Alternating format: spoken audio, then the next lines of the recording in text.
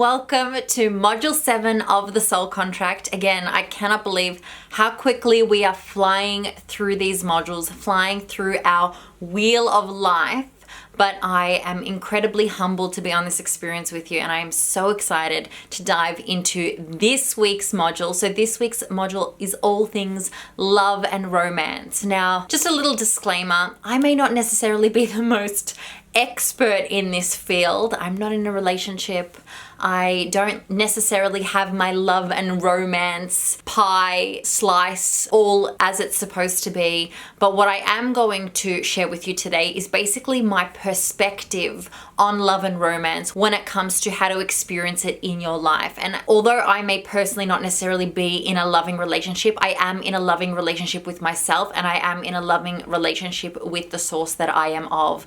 And I've also had lots and lots of experience with clients who have been in relationships. So I've essentially seen it all when it comes to what can unfold in a romantic relationship / partnership / dynamic. You know, we live in the modern world and it isn't just monogamy. And please know that here in this space, whatever your romantic dynamic looks like, it is valid, and no one should tell you that it's taboo or that it's frowned upon or that it isn't right or normal. Whatever the right relationship dynamic looks and feels like to you is valid for you, and everyone should look for their own personal truth when it comes to romantic relationships. So the first thing I'm going to say, and this is something that I believe wholeheartedly, I believe that I am of the divine, and to the divine I shall return. And if I believe that I am of the divine, then I simultaneously believe that I embody the divine.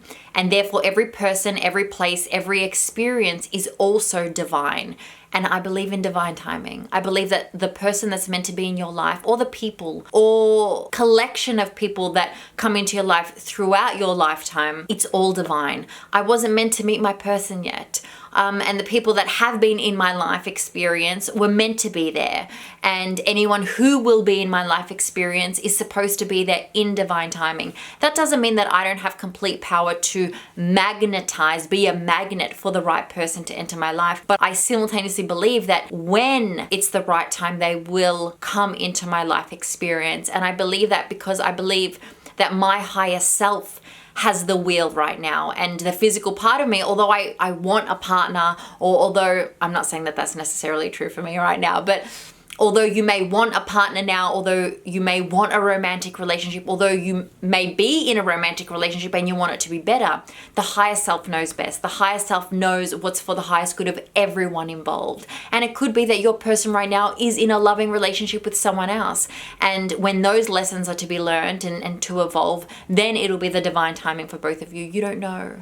And it doesn't matter because you don't need to know. All I want you to know is that I believe in the divine timing of everything. And when it's supposed to be, it will be. When it should be, it will be. And if it was supposed to be, it would have been. If we are taking control of the romantic relationships we have in our life, the one thing that we can do is become the desire we want to attract. So years ago when I decided I do actually want love in my life, it's something that I've never put on my vision board. I've been doing vision boards for as long as I can remember, at least for the last 15 years. And not one time did I put love on there. Not once.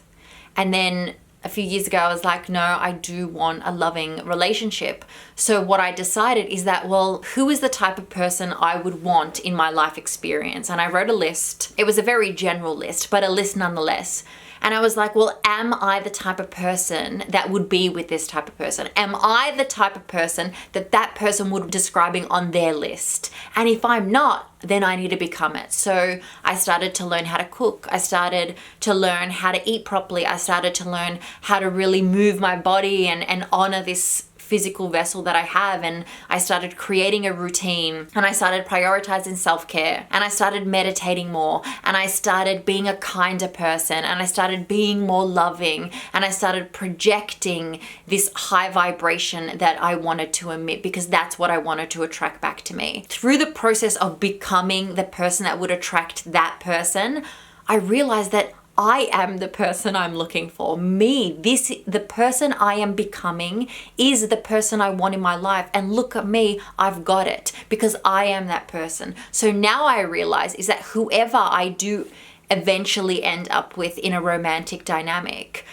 is complementing me, not completing me. Not completing me, because I am whole. I am whole as I am. And every day I self-reflect and I really look at myself and I'm like, am I the person I want to be? Am I the person I desire to attract? Am I the person that I want other people perceiving me as? Because if I'm not, then I need to shift internally. Then I need to work on myself. And I'm constantly working on myself, evolving, growing, learning, reading, doing more. I can't say that it's attractive when a man reads books if I don't choose to read books. I can't say that it's attractive for a man to have this beautiful physical vessel if I don't honor my physical vessel. All right, so I really do prioritize looking within and realizing that I may not necessarily be in control when that person comes into my experience, but I'm in 100% control being the person that would attract that person. The concept of acting as if isn't necessarily faking it till you make it. It's preparing for. It's like when you're at a cafe and you order your meal from the waitress and you sit there preparing for someone who's just about to be delivered a meal. You don't go back to the waitress and be like, did you get my order?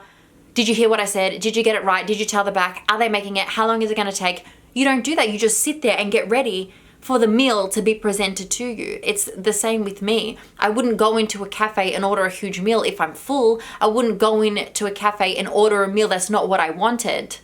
Right? I would sit here and prepare for it. So to prepare for it, I need to become it. I need to become the person that would be sitting in front of this delicious meal. So that's what I do. And that's what you are to do. The other thing I want you to know is that although love and romance in our minds is perceived as you with someone external, I want you to prioritize romance in your life with self. Take yourself on dates.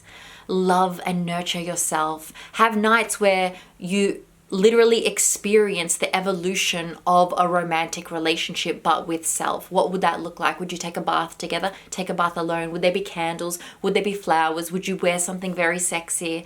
Would you put on some mood music? Would you go out for dinner to a really fancy restaurant? What would it look like for you? Would you go to the movies? Would you go for a nice long romantic walk on the beach? Whatever it would look like, start getting into the habit of doing that. Because if you don't have time and space for that now, you're definitely not going to have time and space for it when a partner comes along. And what you'll find is if you're just sitting at home watching Netflix every day, when you do get into a romantic relationship, that's what you'll be doing. You'll be sitting at home watching Netflix and you'll very quickly become resentful for that romantic relationship because it's not the kind of relationship you dreamed of. And yet, when you were dreaming of it, you weren't acting as though that would be your reality soon. So for me, I prioritize that. Do I want to go out on a date? Do I want to put some makeup on? Do I want to spray my favorite perfume on? I don't wait for a special occasion to wear my most expensive perfume. I wear it when I want to feel a connection.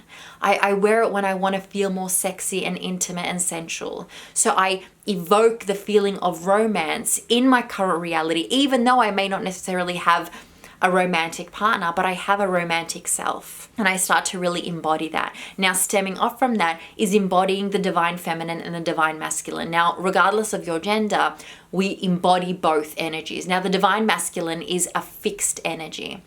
And those who study the divine masculinity and the divine femininity that exist in the world will understand this on a deeper level. I'm not getting into this. This is the topic for another time, but I will give you a very surface level understanding of it. So the divine masculine is very fixed. It's not moving. So we know what to expect from a masculine energy. It likes routines. It likes habit. It likes strength. It likes to take control. So when it comes to your romantic relationship with self before the romantic relationship with another, it's the type of person who would plan the date. It's the type of person who would know what they're doing, who would lead the way, who would order the meal. And the divine feminine is ever flowing. It's constantly moving, constantly changing. And when you think of women who are in their divine feminine, you realize that their mood changes all the time. One second they want the cake and then the very last minute they decide to order the brownie. That's that ever flowing, you never know what to expect, spontaneity of a person. And in a romantic relationship, you want both. So before you have someone holding a dominant divine masculine or divine feminine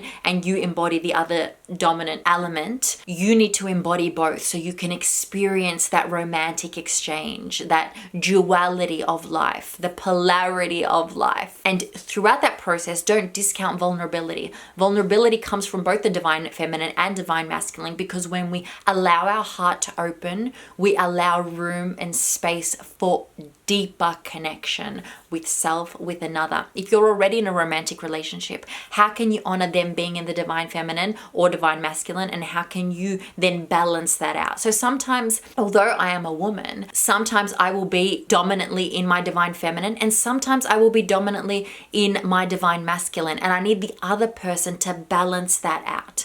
I need the other person to meet me where they're at. Sometimes a man will want to be more sensual, want to be more romantic, want to be more spontaneous, want to be more free-flowing, want to be more vulnerable, more in touch with his emotions. And in that space, I need to become more of the divine masculine. I need to hold space for him. I need to be fixed. I need to be someone that he can lean on. I need to provide the strength in that dynamic. And then it will exchange. We will exchange. It's like that ever current, always balancing itself out, the ever flowing and yet fixed and safe space that we create together.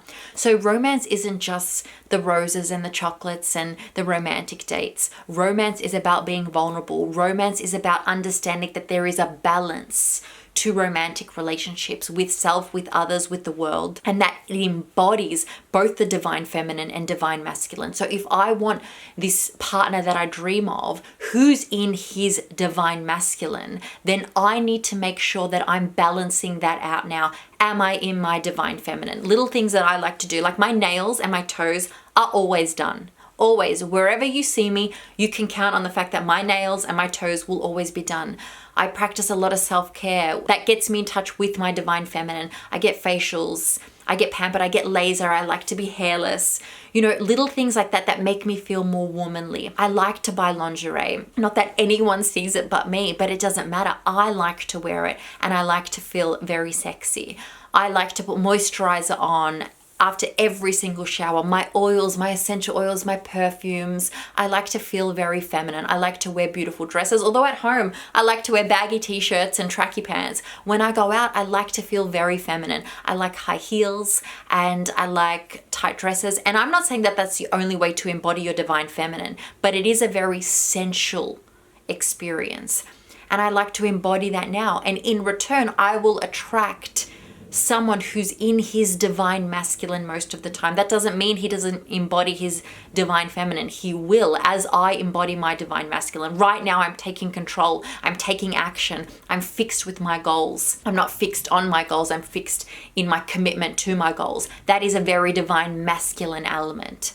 And because of that, I'm embodying both. But the way I present myself to the world is someone who is in her divine feminine, who isn't afraid to talk about love, romance, sexuality, is someone who's very willing to be open to that part of life. This week's fun work topic is so fun. It's about really attracting your significant other, whether you have a partner or not.